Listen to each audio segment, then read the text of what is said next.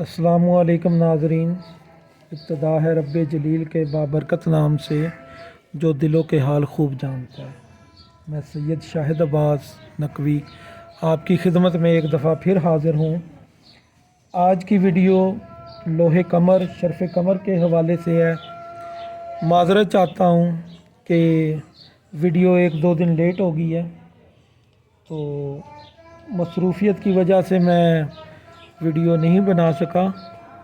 ये बीच में गली मोहल्लों में आ रहे हैं फेरी वाले, आप इनसे आप महसूस ना कीजिएगा। आजकल गली मोहल्लों में ऐसे ही लोग चलते हैं। खैर, हम वीडियो की तरफ चलते हैं। शरफ़ कमर की ये हमारी वीडियो है ना जी, ये बहुत से कामों के इस्तेमाल होती है। बेशुमार इसके फ़वाइद हैं। सदरी अमल है, आज तक आपने पहले इसको कभी नहीं देखा होगा। ऐसा अमल और ऐसा तावीज़ जो आपके हज़ारों बंद तालों की एक चाबी है। चाँद हमारा जो है जी, निज़ाम शमसी का जो ये हमारा ज़मीन का चाँद है, ये एक रोशन सितारा है और हर माह इसको 2.25 दिन शरफ़ हासिल रहता है और ये हर बुरज में 2.25 दिन रहता है। और जो शरफ़ हासिल होता है उसमें खैर के अमाल किए जाते हैं, शिफा के अमाल किए जाते हैं, मोहब्बत के अमाल किए जाते हैं, तस्खीर के अमाल किए जाते हैं। 2.25 दिन ये कमर अकरब में रहता है, हबूत में रहता है। उसको हम कमर दर अकरब बोलते हैं। ये नहस अयाम होते हैं। इन दिनों ज़्यादातर बंदिश के अमाल किए जाते हैं। ख़ास तौर पर सवामत से बंदिश तैयार की जाती है। शरफ़ कमर में बहुत से आमाल, फ़तहनामा, रिज़्क़, तस्खीर, शादी ब्याह के मामलात से काम दिया जाता है। इस वक्त की रूहानियत से अगर हम इस्तिफ़ादा हासिल करना चाहें तो हम इस लो को तैयार करेंगे। इस लो की बरकत से अल्लाह करीम हमारे तमाम बंद कामों को खोल देगा और ये हर माह आसानी से हासिल भी हो जाता है। इसको लिखने के लिए हमारे तमाम लवाज़मात अमलियात तैयार होने चाहिए। लो या नक्श तैयार करते वक्त संदल सुरख, ऊद वगैरह का बखोर या फिर आप अगरबत्ती जला लें, खुशबू लगी हो आपको और आप साहिब अमल भी हों, तो देखते हैं ये किन चीज़ों में ये काम करता है। ये जी हमारा टॉपिक आ गया शरफ़ कमर, फ़वाइद। अफसरान इससे बिल्कुल खुश रहेंगे। अगर आपका कोई अफसरान बाला से कोई काम है, आप इस तावीज़ को अनासर पे भी तकसीम करें और अपने पास भी रखें। अहले कलम से फ़ायदा उठा सकते हैं। ऐसा कोई बंदा जिसकी कोई तरक्की रुकी हो, जैसे कोई सज़ा वगैरह, अदालत के मामलात हों, तो उससे भी फ़ायदा उठा सकता है। दुकान और कारोबार की बरकत। दुकान और कारोबार की बरकत के लिए आप इसको दुकान में भी रखें, अपने पास रखें।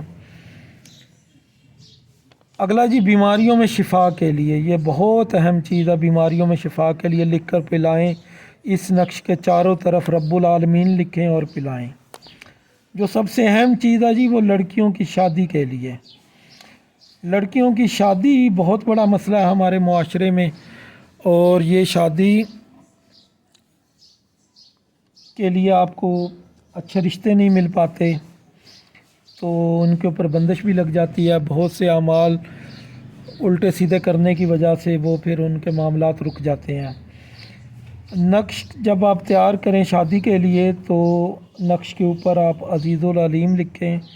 दाईं तरफ जो है नक्श के वो ज़ुल जलाल वल इकराम लिखें, बाईं तरफ अलबदी और नीचे नक्श के कबीर लिखें। ये अल्लाह के अस्मा हैं और गले में डाल दें। अच्छा जी, बच्चों को अगर नज़र बद हो तो उसके लिए आप लिख कर बच्चों को पिलाएं भी और गले में भी डालें, घर में भी लगाएं। आसेब और जिन्नात वगैरह के मसाइल से आपको फ़ायदा हासिल होगा। और जनाब, आप सफ़र में अगर जा रहे हैं तो उसकी हिफाजत के लिए आप इसको लिख कर अपने पास रखें, गले में लगाएं। इंशाअल्लाह आप सफ़र से बाहिफाजत वापस आएंगे। आप चलते हैं नक्श की तरफ। ये मैंने नक्श पहले से तैयार करके लिखा है ताकि आपको समझ आ जाए।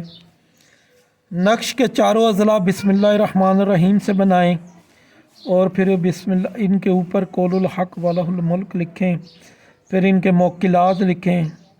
ठीक है जी, ये साइडों पे मौक्किलात लिखें, ये 4। फिर जो मुकर्रब हैं बड़े मौक्किल वो लिखें, जिब्राइल इज़राइल। साइड पे हा मीम ऐन सिन काफ, यहाँ पे काफ हा या ऐन साद ये लिखें।